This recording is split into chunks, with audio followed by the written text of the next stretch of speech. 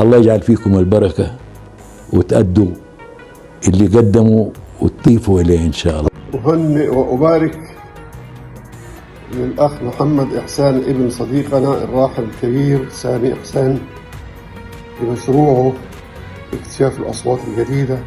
طبعا أخونا العزيز محمد إحسان، أنا أحب أبارك لك الفكرة الجديدة الرائعة هذه لخدمة الأصوات الشابة اللي أنت عملتها، واللي بإذن الله حتكون ناجحة ومن أنجح ما يكون.